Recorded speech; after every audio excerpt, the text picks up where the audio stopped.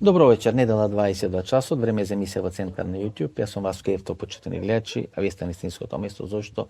Бидејќи во наредните 40 до 50 минути вие се има право да знаеме вистината. Вечера вистината ќе повараме о политичка анализа на тема каде оди Македонија или што ќе се случи на политички план, во политичките разврски во Република Македонија, бидејќи сега влегуваме во финалето на еден турбулентен процес кој трае повеќе од 10-12 месеци и на самото финале на целиот тој турбулентен процес ние ќе имаме две можни политички разврски, како прво да бидат усвоени уставните измени во Република Македонија и како второ да не бидат усвоени уставните измени во Република Македонија. Во рамки на тие две можни разврски во Република Македонија имаме две подразврски на тие два процеси. Како прво, еве да претпоставиме дека нема да бидат усвоени уставните измени во Република Македонија. Република Македонија нема да ги продолжи преговорите со Европската унија. Албанија ќе продолжи, ние нема да продолжиме, што ќе рече ќе останеме на некоја станица тука во Зелениково и ќе гледаме како постојано поминуваат тие возови, дали на Бугарија, дали на Хрватска, дали на Албанија, дали утре на Косово, на Србија и на Босна и Херцеговина, а ние остануваме тука во место. Значи можни се две подразврски на таа клучна разврска да не бидат усвоени уставните измени. Како прво, Христо Мицкоски се етаблира како неминовен, неизбежен фактор на политички разврски во Република Македонија, ги издржал сите можни притисоци на меѓународна заедница и успел да ја задржи компактно не само партијата, туку и пратеничката група и никој од пратеничката група на ВМРО-ДПМН нема да гласа за уставните измени во Република Македонија. Тоа е едната подможност. Втората подможност е дека СДСМ и ДУИ ќе посекуваат да има една таква разврска и ќе играат на стравот, бидејќи знаете како вие ќе може да мобилизирате европска коалиција ако бидат усвоени уставните измени. А таа европска коалиција би требало да се појави заедно на претседателските, евентуално на парламентарните и на оние градоначалнички избори во Скопје 2025 година. Што ќе рече Али Ахмети и Димитро Ковачевски, ДУИ СДСМ можеби ќе играат на картата инвестирање во стравот во Република Македонија, дека ќе бидеме последни изолирани тука на Балканскиот полуостров, всушност ќе му дозволат пирова победа на Христо Мицкоски, а на крајот на бранот на тоа стравување, знаете, покажувајќи со прст, сега не блокираат бугарите, сега не блокираат грците, сега не блокираат србите или албанците, прв пат во историјата на Македонија не блокираат македонци на нашиот пат кон Европската унија. И втората варијанта да бидат усвоени уставните измени. Ако бидат усвоени уставните измени, тоа би можело да му овозможи на Христо Мицкоски некаков кредит да бара или да преговара со Европската унија одредени бенефиции, ако води или ако победи на изборите да може да учествува или да ја формира едната македонска влада. Од друга страна, ако ДУИ и СДСМ ги протуркаат уставните измени, може лесно да се случи моделот на Љупчо Николовски. Гледате што прави Љупчо Николовски, посебно во третата изборна единица. Сега за прв пат имаме ситуација кога СДСМ води во трет, односно е многу подобар во третата во споредба со четвртата изборна единица, бидејќи сега тие земјоделски пари, земјоделски кредити, земјоделски субвенции се делат со капом и шаком, што велат србите, што ќе рече дека СДСМ на баранот на тие можни пари, грантови, субвенции, така натаму, ако бидат откочени уставните измени, ќе има некаде околу 10 до 12 месеци да може да го стимулира гласачкото тело и да може, знаете, да ја проди таа приказна дека влезот во Европската унија де факто не значи безбедносна криза, туку де факто значи влез во една подобра економска живеечка. Гледате, почитувани гледачи, ние не ги почнуваме преговорите со Европската унија за да обезбедиме безбедност на равнотежа или за да не влеземе во безбедностна криза. Бидејќи тоа е драматична погрешна теза. Ние влеговме во НАТО, ние сме земја која е членка на НАТО и на тој начин ги имаме решено безбедносните прашања во Република Македонија. Ние сакаме да ги почнеме уставните измени, да влезат бугарите, хрватите, црногорците, односно да биде направен целиот тој пакет на уставни измени како дел на францускиот предлог, не за да спречиме можна безбедносна криза, туку да влеземе во Европската унија како европска држава, а не поединечно со бугарски пасоши да влегуваме во Европската унија. И тоа е суштината на целиот тој процес. На крајот, на финалето на тој процес кој ќе зависи или ќе заврши 2028, 2030, 2035 година, може да биде одолговлечен како во Турција. Небитно, меѓутоа тој процес мора да почне. На почетокот на тој процес ние драматично кажуваме дека конечно Македонија сака да стане дел на Европската унија. Ако некој сака поинаку, треба тоа да го каже на избори и ако граѓаните го гласат на избори, тогаш да спроведеме на таква политичка агенда во Република Македонија. Меѓутоа, сега знаете да ги плашите луѓето дека ќе има војна, дека ќе има безбедносна криза, па тоа да го кажува Бојар Османи, па да го кажува министерката од одбрана, тоа апсолутно не одговара на реалноста. Реалноста е дека Република Македонија сака да влези како европска држава во Европската унија, а не да влезе на мала врата со бугарски пасоши, македонските граѓани, без разлика дали од македонска, бугарска, српска, албанска или било која националност, да влезат во Европската унија и да си ги решат своите екзистенционални проблеми или прашања. Всушност Македонија сака дефинитивно да биде бетонирана незината иднина. Таа иднина е во НАТО и во Европската унија. Така барам сега стојат работите. И што ќе се случува во Македонија, какви бидат политичките разврски во Република Македонија? Ако не знаеме какви ќе бидат политичките разврски во Република Македонија, ако не можеме да се свртиме 5, 6 или 7 години во непосредната историја или во блиското минато на Република Македонија, а тоа е некаде 2016 година, кога Ангела Меркел, тогашно ни состанок во Малта, кога Никола Груевски премиер на влада, Никола Поповски министер за надворешни работи, имаме интервју со Никола Поповски на таа тема, тоа е некаде пролета 2016 година, им предлага на Никола Груевски и на ВМРО ДПМН да биде формирана заедничка влада помеѓу ВМРО ДПМН и СДСМ со мандат од 4 години. Првите 2 години ВМРО да го даде премиерот, прито тоа да не биде Никола Груевски на таа влада, а вторите 2 години со можност и таа влада да не издржи мандат од 4 години, вторите 2 години или третата и четвртата година од мандатот на влада, премиерот да биде од редовите на СДСМ. Е нешто слично сега се случува во Бугарија. И тоа го најавив пред последните избори во Бугарија. Партијата ГЕРБ на Бојко Борисов и партијата Промените продолжуваат на Кирил Петков влезе во процес на формирање на влада. Тие се срама да кажат коалициона влада. Всушност се нарекуваат влада со 2 премиери кои ќе има мандат 18 месеци, првите 9 месеци мандаторот ќе биде предложен од партијата Промените продолжуваат, тоа е Никола Денков, вторите 9 месеци ќе биде Марија Габриел, кој е всушност сега некој еврокомесар или беше еврокомесар за иновации во рамки на Европската комисија. И де факто Промените продолжуваат и партијата ГЕРБ на Бојко Борисов ќе формираат одредена влада. И гледате, цела Бугарија се крена на нозе. Одреден конгломерат, еден молотов коктел на страсти, интереси, така натаму, каде што на едно место се наоѓаат руски влијанија, или како тоа се нарекува во бугарските медиуми, руско влијание, влијание на мокните амбасади во Република Бугарија, влијание на мафијата во Република Бугарија и влијание на таа заробена или длабока држава во Република Бугарија. Прито кога ќе правиме алузии или анализи кои ќе следат за тоа дали можеме бугарскиот предлог да го прекопираме како македонски предлог, односно како македонска разврска на тоа што ќе се случува, кога говориме за длабока држава Бугарија и длабока држава во Република Македонија, треба да внимаваме на една битна разлика. Длабоката држава Бугарија е форматирана врз база на тоа 50 или 60 годино учество на Бугарија како дел на Варшавскиот пакт или како сателит на тогашниот Советски сојуз, односно под драматично влијание на Москва.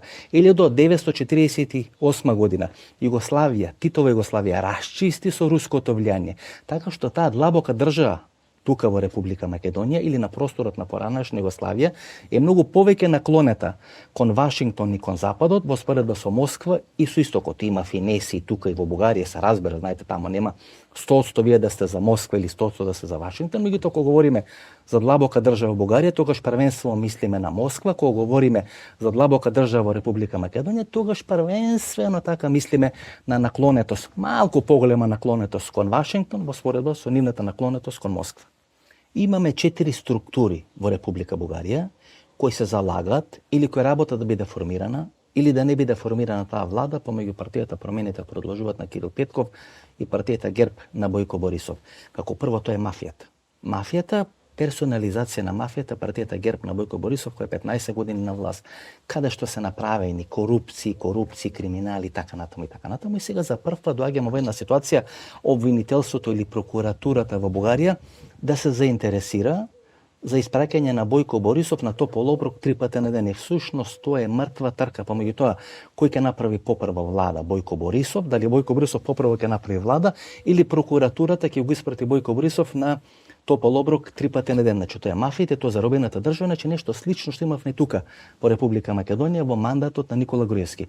Втората структура се мокните посолства или мокните амбасади кои функционираат на територија на Република Бугарија или во Софија, кои работат на формирање на таа влада. Тоа Бојко Борисов го најавува уште пред изборите, тоа го најавивме и ние во нашите политички анализи, дека се работи на формирање на заедничка влада на партијата ГЕРБ на Бојко Борисов и Промените продолжуваат на Кирил Петков. Во интервју за BTV 2 дена пред изборите, Бојко Борисов во интервју со Цветанка Ризова вели дека е неопходно да биде формирана, дека најдобро да биде формирана таква влада која ќе тежи некаде повеќе од 140 пратеници и која ќе има полн легитимитет да ги спроведи сите политички процеси и сите политички разврски во Република Македонија. Третата структура е длабоката држава, која персонифицира председателот на Бугарија Румен Радев. И таа длабока држава, како што кажавме претходно, повеќе е наклонета кон Москва во споредба со Брисел и во споредба со Вашингтон. И четвртата структура се проруските структури на територијата на Република Бугарија, тоа е партијата Возраждение, која расте после сите избори, после кои не може да биде формирана бугарска влада. Ако сега не биде формирана бугарска влада помеѓу ГЕРБ и промените продолжуваат, тогаш ќе се оди на нови избори и тогаш за очекување дека партијата Возраждение или проруската партија во Бугарија ќе успее да го зголеми својот изборен резултат. Возраждение е синоним на партијата Левица во Република Македонија. Гледате, многу е слично во Бугарија тоа што можеме како политички разврски да ги очекуваме во Република Македонија, ако не бидат спроведени уставните измени. И тука имаме иста таква една структура која е составена од 4 дела или една детелинка со 4 листа. Значи тоа што се случува во Бугарија, само гледате што се случува во Бугарија. Нешто слично ќе се случи во Република Македонија. Гледате, Бојко Борисов учи од Никола Груевски. Наместо да бега како Никола Груевски, кој имаше можност во 2 или во 3 наврати да биде формирана влада помеѓу СДСМ и ВМРО-ДПМН, со учество или без учество на ДУИ, каде што Никола Груевски нема да биде премиер или мандатар за формирање на таа влада, Бојко Борисов на време се дистанцира од можноста да биде премиер на една бугарска влада, всушност го најави своето заминување во политичка пензија, меѓутоа лидерската позиција на чело на ГЕРБ всушност треба да искористи за пазарење за своја безбедна иднина. Односно, наместо да заврши на топол оброк 3 пати на ден, Бојко Борисов да биде клучен фактор на формирање заедно со Кирил Петков нивната бугарска влада. Партијата Промените продолжуваат. Имаше 2 можности. Да исчека да не биде повторно формирана одредена влада, да има принципиелна позиција. Ние не ги тргуваме гласовите на тие што гласа за нас, а гласа за нив, за да се спречи корупцијата, да се расчисти со криминалот и да направат Бугарија нормална држава. И ќе одиме на избори се дека него добиеме мнозинството во парламентот да можеме ги спроведеме сите тие болни реформи во Република Бугарија. Тоа беше едната крајност на партијата Промените продолжуваат, а втората крајност заедно со Бојко Борисов да формират одредена влада. Со ГЕРБ всушност партијата Промените продолжуваат е формирана за да биде симната од власт партијата ГЕРБ на Бојко Борисов. Значи нешто слично што се случува во Република Македонија. Она шарена револуција, нема правда, нема мир. Тие беа формирани да се симни од власт Никола Груевски. И сега се доаѓа во некакви ситуации, наместо да работат на симнување на ВМРО-ДПМН од власт или испраќање во историска пензија, тие да сакат да коалицираат со ВМРО-ДПМН. Значи нешто слично се случува во Бугарија. Гледате, тоа што се случува во Бугарија ќе се случува во Република Македонија. Партијата Промените продолжуваат на Кирил Петков промашува пенал, наместо да исчека и бугарите да им дадат многу поголема доверба поради принципиелноста и поради ставот дека нема да ги тргуваат нивните гласови и дека нивните гласови ќе користат да расчистат конечно со бугарската мафија и со бугарскиот криминал, тие влегува во пактирање или во процес на преговарање или во процес на правење на заедничка влада со Бојко Борисов и со партијата ГЕРБ.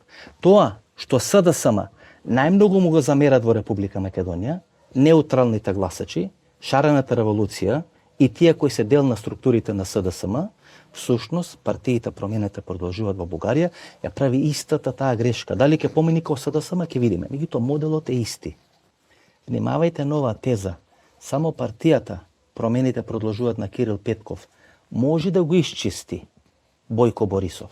Значи само во коалиција со партијата Промените продолжуваат, Бојко Борисов може да биде исчистен, да не биде испратен на топол оброк 3 пати на ден и тој да биде фактор на политичките разврски во Република Бугарија. Значи нешто слично што Ангела Меркел му го нудеше Никола Груевски 2016 година. Никола Груевски тоа не го прифати 2016 година, па 2018 година мораше да влегува во одредени процеси на пазарење, тикање во ГП, 8 пратеници, уставни измени, влез во НАТО и така натаму и така натаму. Бојко Борисов тоа го гледаше од страна, веројатно ги извлече сите можни поуки и сега влегува во процес кога сака да биде наново со поликолор офарбан или окречен за да бидат заборавени сите тие процеси кои му стојат над глава, и Барселона, и станови, и пари, и убиства, и така натаму, и така натаму. Единствена партија која тоа може да го направи во Република Бугарија е партијата Промените продолжуваат на Кирил Петков, односно таа партија која преговараше со македонската влада околу францускиот предлог и која на крајот на денот се согласи за тој француски предлог, врз база на тој француски предлог кој го издоговорија владата на СДСМ и владата на Кирил Петков или Промените продолжуваат, е откочен процесот или е симното бугарското вето за Република Македонија и почеток на преговорите помеѓу Брисел и официјално Скопје.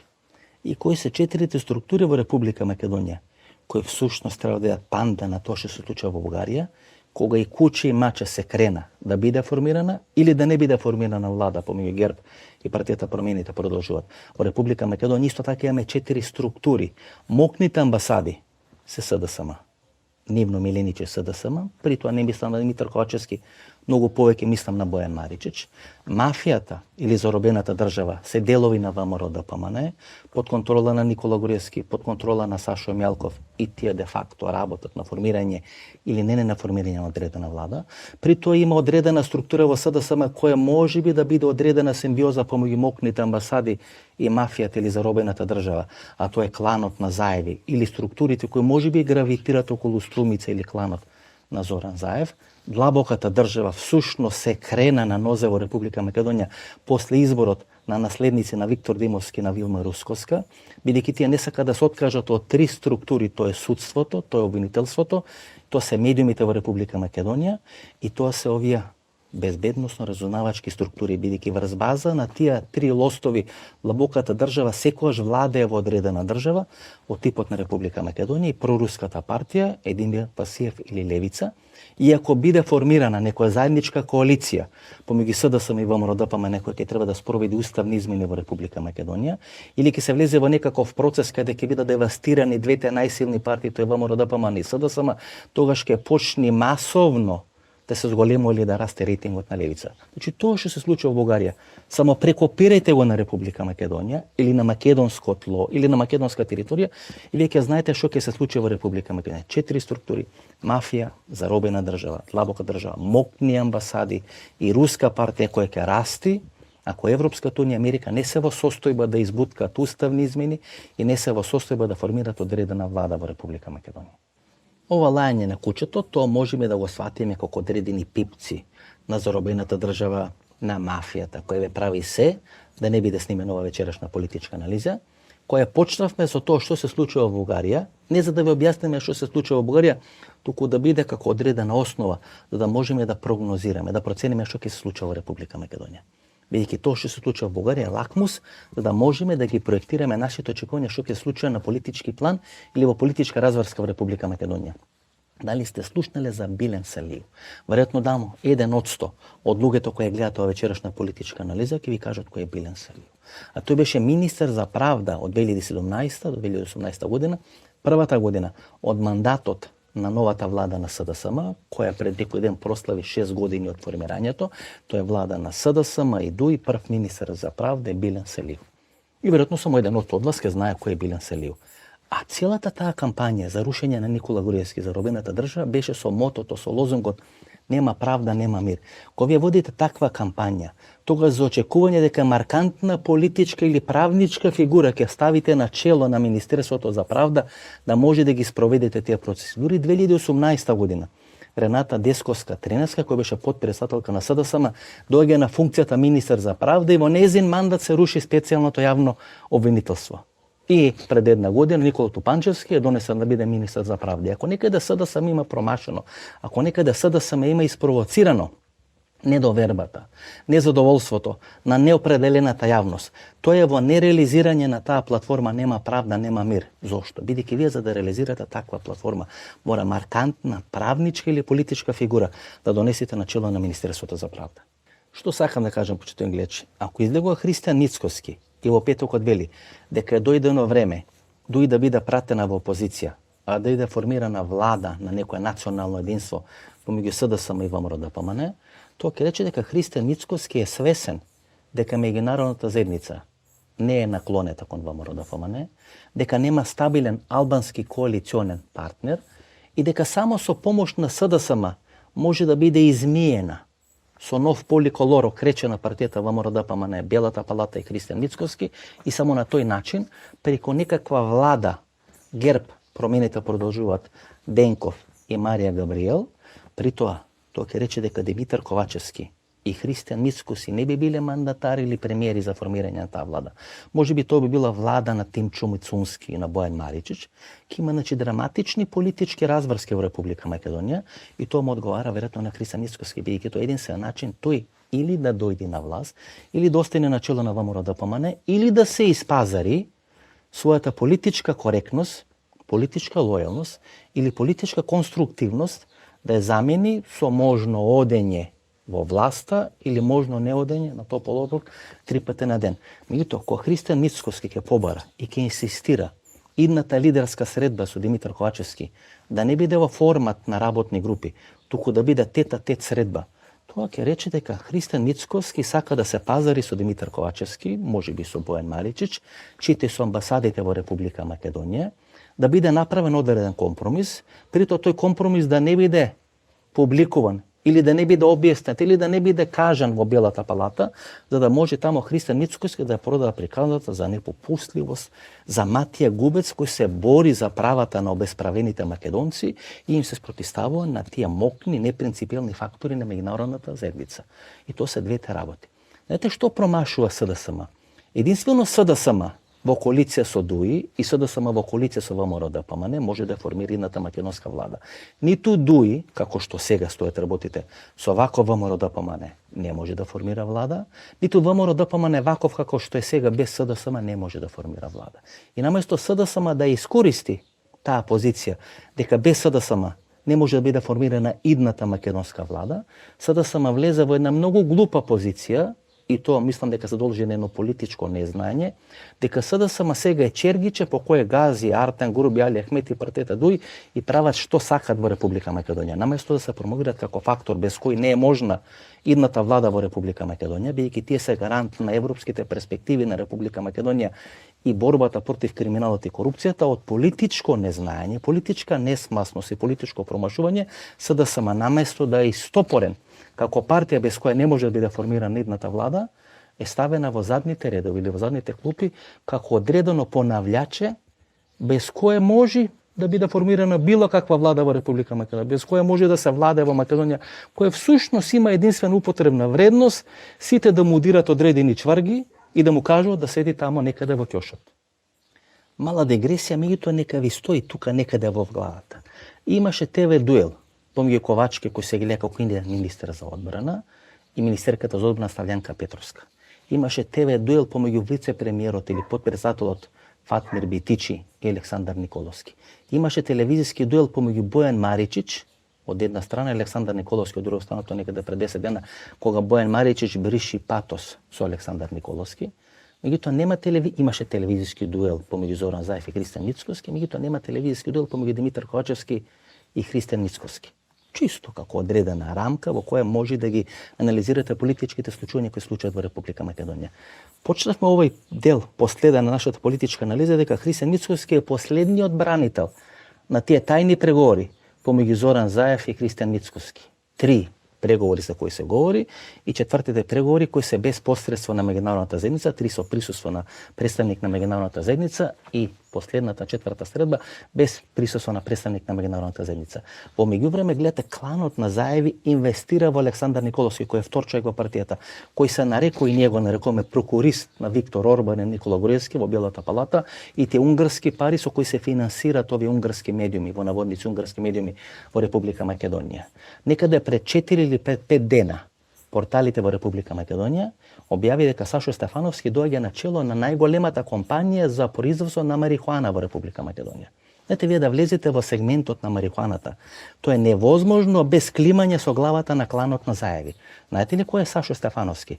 Порано беше прв човек на Фондот за здравство во Република Македонија, па беше подсекретар во Министерството за одбрана, па беше прв човек на Унијата на млади сили на ВМРО-ДПМНЕ и што е најважно, тој е братучет. Дали е прв или втор братучет на Александар Николовски, што ке речи кланот на Александар Николовски, кој држи една структура во ВМРО-ДПМНЕ, кој единствено може внатре да му се спротистави на Христијан Мицкоски, влезе во процес, во наводници на пазарење со кланот на Зоран Заев. И секогаш кога Александар Николовски ќе влезеше во одредени темни политички разврски, кога беше засегната неговата политички иднина, кланот на Заеви, не само на Христијан Мицкоски, туку на Александар Николовски, му фрлаше гума за спасување.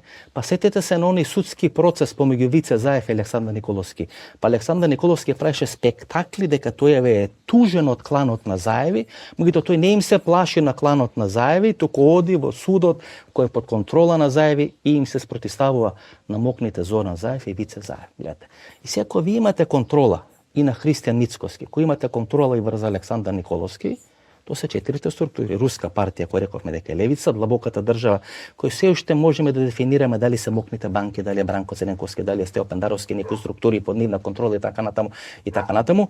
Мафијата или заробената држава е Сашо Мијалков и Никола Груевски, и дел на луѓе блиски на Зоран Заев, и мокните амбасади се Зоран Заев, Бојан Марич, Димитар Кочевски, така натаму и така натаму. И таа структура се го учествува правење на одредена влада. Како ќе биде формирана таа влада? Може не мора да биде владин кабинет, може да биде платформа за спроведење на уставните измени во Република Македонија.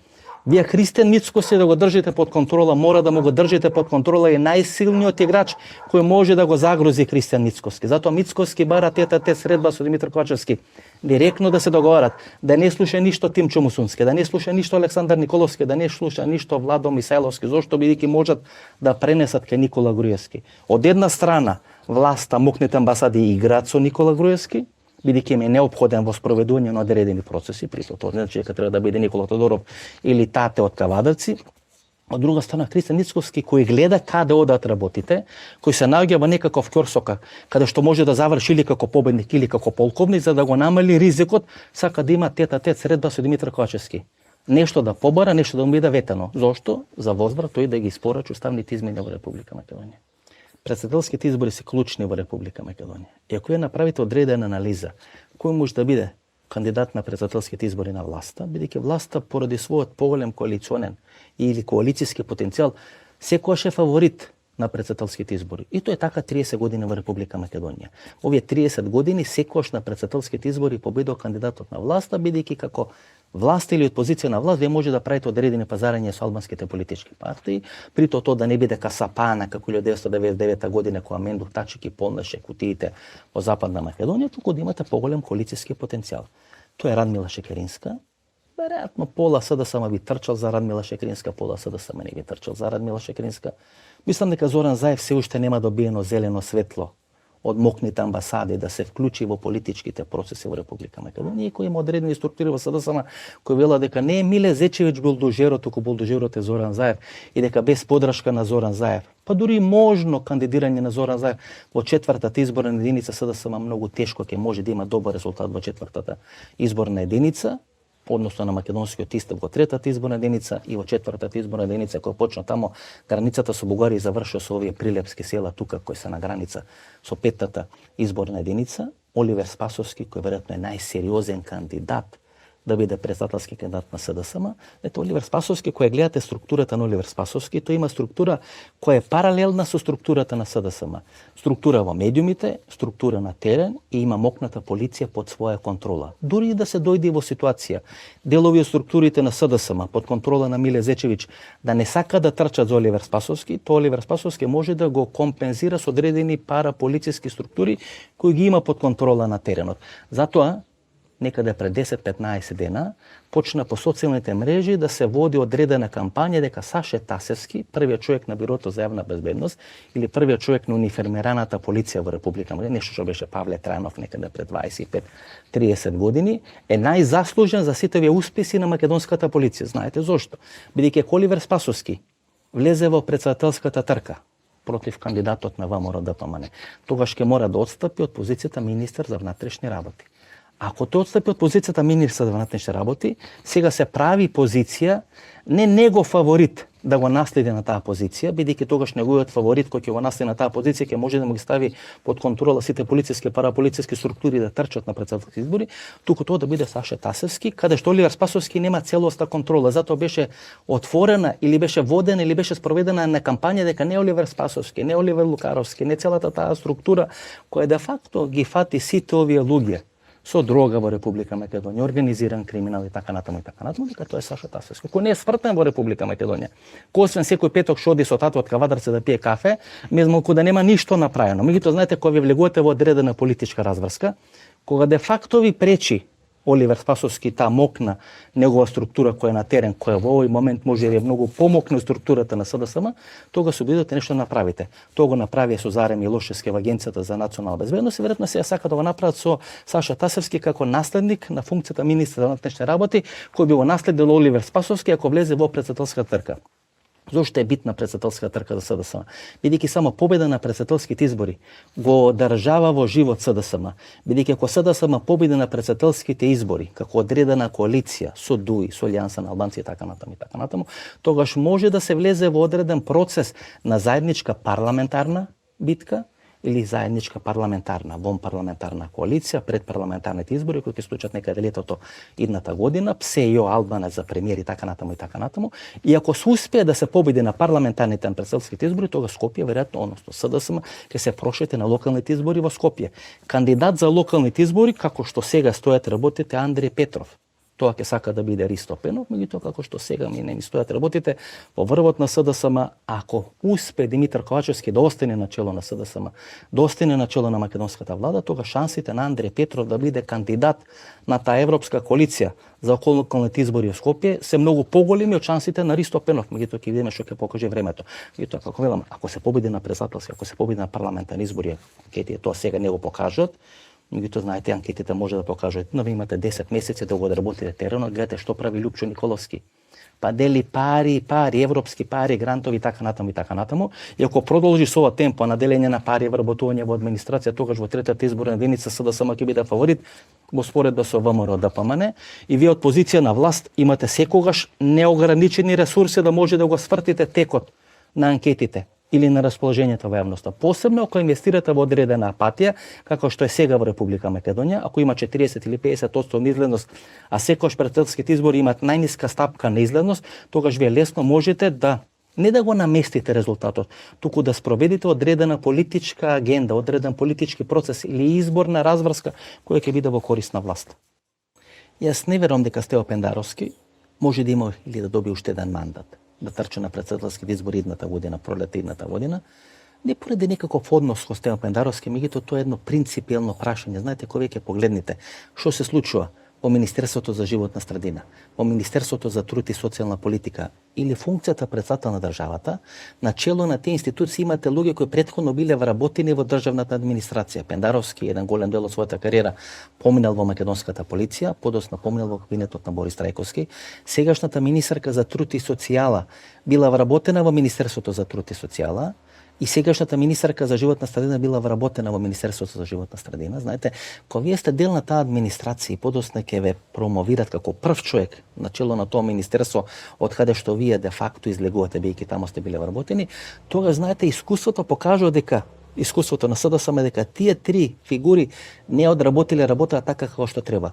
Посебно што министерката за труд и социјална политика е и подпредседател на СДСМ, што ќе рече дека потенцијален носител на изборната листа во четвртата изборна единица. Станува збор за три исклучително битни ресори или институции во државата. Шефот на државата или таткото на сијата, кој не се одработи својата работа, кој успеа во политичка пензија да ги испрати своите политички против кандидати Венко Филипче и Зоран Заев и да го почне процесот на раскол во СДСМ околу тоа кој ќе биде новиот или идниот кандидат на претседателските избори 2024 година. Имате труд и социјална политика, каде што имате зголемување на плати, минимална плата, најниска плата и така натаму. Животна средина, она цела кампања за зелена енергија во Република Македонија.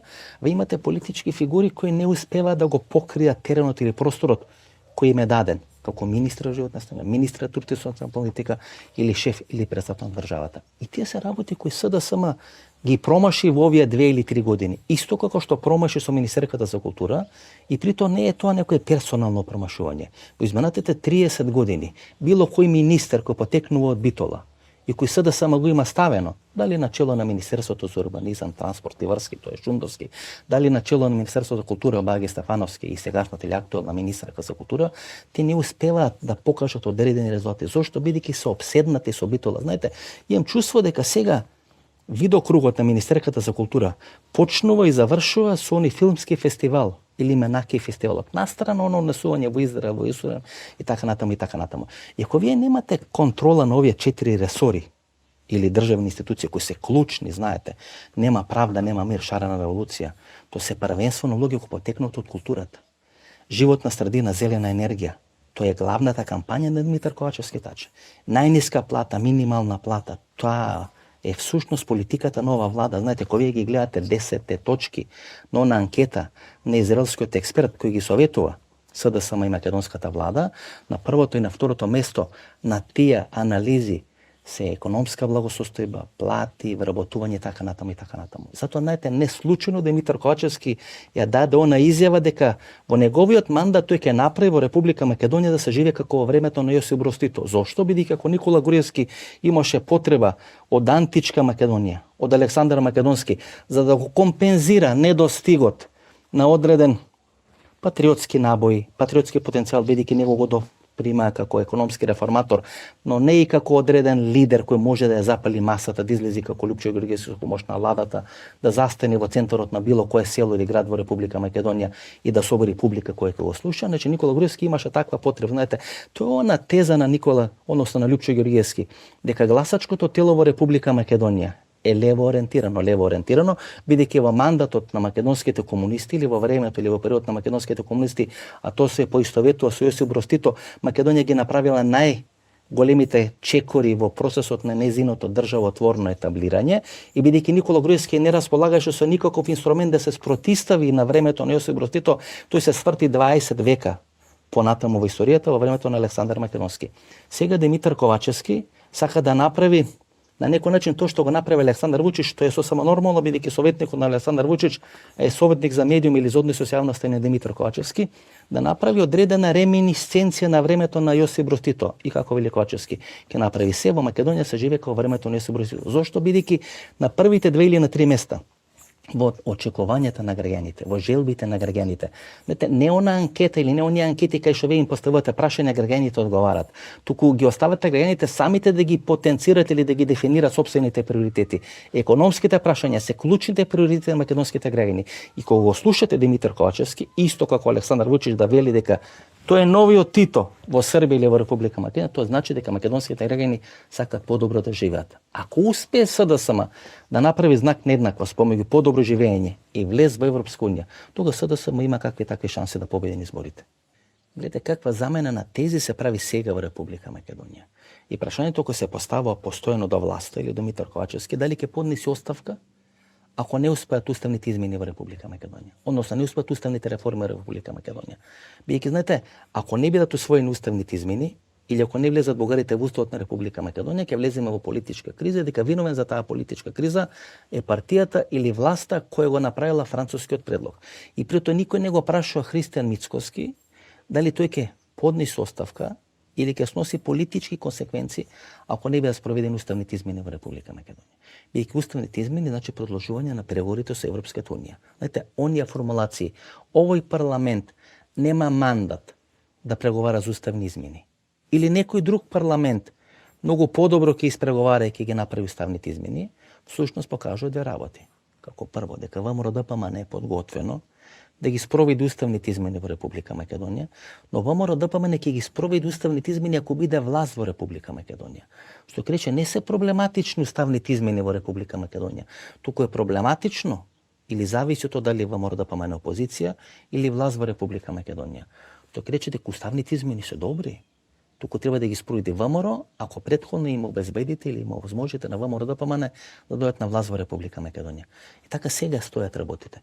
Ако СДСМ сака да има ветер во грбот со уставните измени, ако СДСМ сака да ги убеди македонските граѓани дека постои знак на еднаквост помеѓу уставни измени, принципиелност на меѓународната заедница и подобра економска живеачка, тога СДСМ мора да добие датум, фиксен датум врз база на кој ке може да ги убедува македонските граѓани. Дали тоа ќе биде 2028, 2030, 2032, 2035 година, бидејќи се понатаму 2035 година е нешто апстрактно во кое вие не можете да поверувате, нешто што не е остварливо, па дали ќе бидете жив, па дали тоа ќе дочекате, па дали тоа некогаш ќе се случи така натаму и така натаму.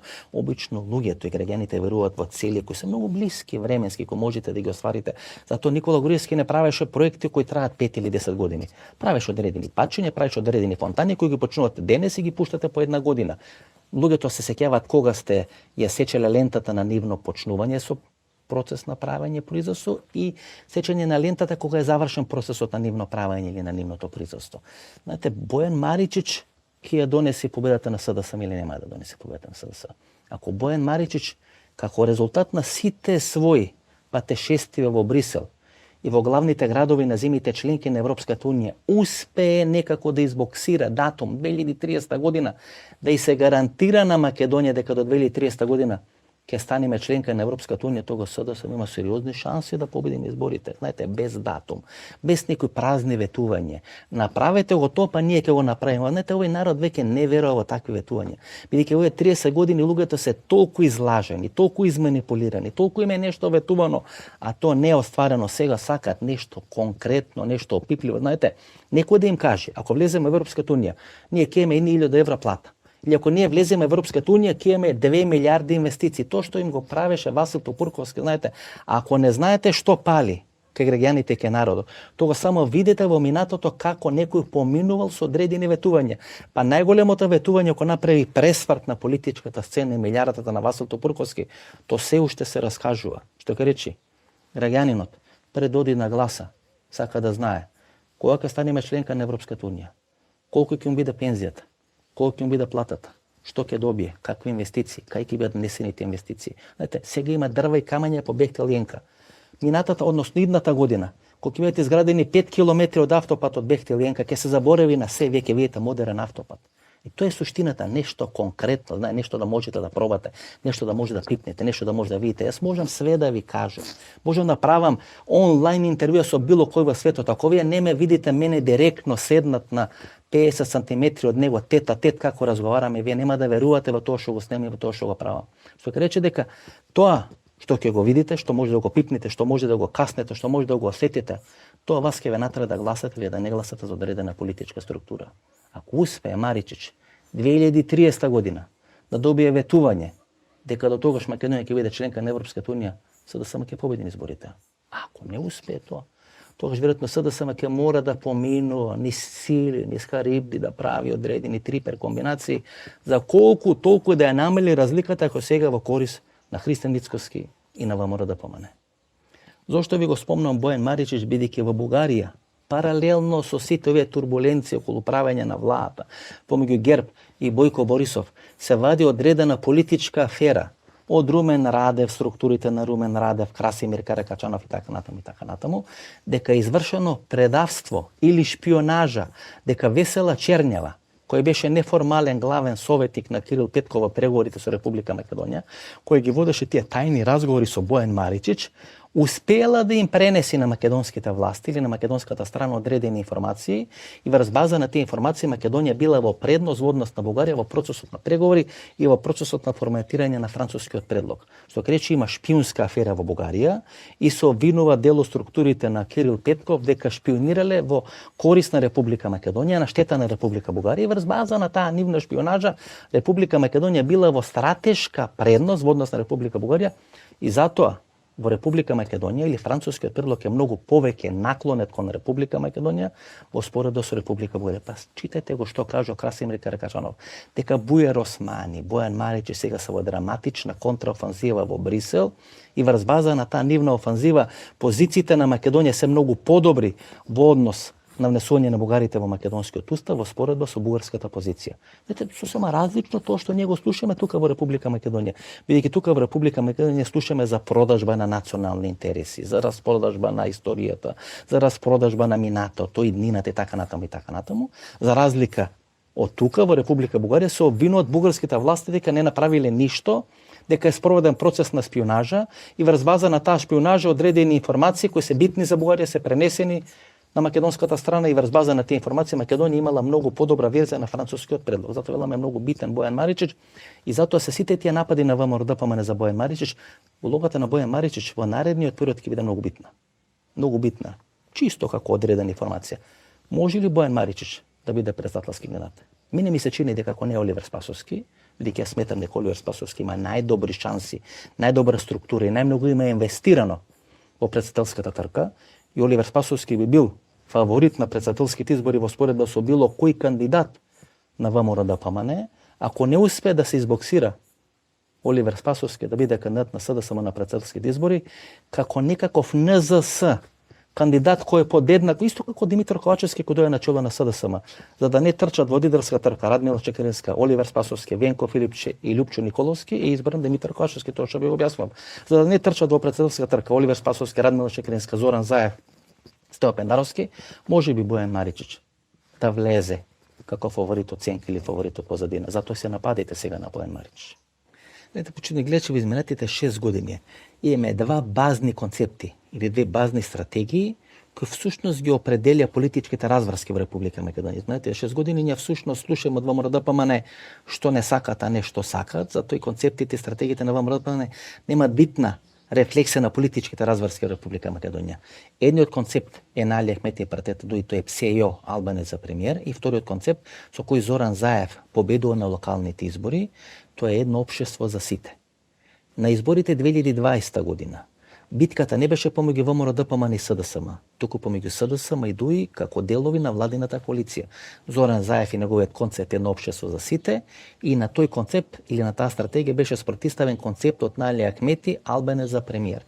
Кога на 24 мај за прв пат јавно Али Ахмети ви прозборе на македонски јазик и ви го честиташе денот на Кирил и Методи, тоа де факто значеше дека Али Ахмети, а не Артан Груби, ја турка Европската коалиција, тоа е под број 1, Европска коалиција која треба да истрча на председателските, на парламентарните или евентуално на заедничките избори за градоначалник на градот Скопје, дали 2025 година или порано, и како второ, дека Али Ахмети сваќа дека концепцијата и стратегијата едно општество за сите на Зоран Заев е добитната комбинација во Република Македонија. Прво успеа да го порази, да го испрати во политичка пензија, бидејќи поразот на Зоран Заев е на изборите 2020 година, кој не успеа да го порази Али Ахмети не на локалните избори 2021 година, и ако го успеа да го испрати во политичка пензија Зоран Заев, му е презема стратегијата едно општество за сите. Всушност триењата помеѓу СДСМ и ДУИ се триење помеѓу Зоран Заев и Али Ахмети. И концептот и стратегијата на Зоран Заев, влада на национално единство помеѓу ВМРО-ДПМН и СДСМ со рок на трајање од 8 години, всушност значи политичко маргинализирање на Али Ахмети и на ДУИ, односно формирање на влада, каде што албанците би имале 24 или 25%. Али Ахмети ја сваќа таа опасност и главната работа на Али Ахмети како да ја маргинализира стратегијата. И не само да ја маргинализира стратегијата на Зоран Заев, туку да ја преземи таа стратегија и не Зоран Заев, не СДСМ, туку ДУИ и Али Ахмети да ја спроведат целата таа стратегија. Затоа гледате, преку ног имате замена на играчите, преку ног имате замена на тезите. Артан Груби веќе не е фронтменот на Европската коалиција, туку тоа станува Али Ахмети. Зошто? Бидејќи само на тој начин Али Ахмети може да ја продолжи својата политичка агенда и својата политичка кариера, да ја внесе Македонија во НАТО и да ги почне преговорите со Европската унија. Има ли подобар завршеток или крај на една политичка кариера која почнува со терорист кој е на црна листа 2000-2001 година, кој може да заврши како Хашим Тачи на топол оброк 3 пати на ден, или човек кој е внел Македонија во НАТО и во Европската унија.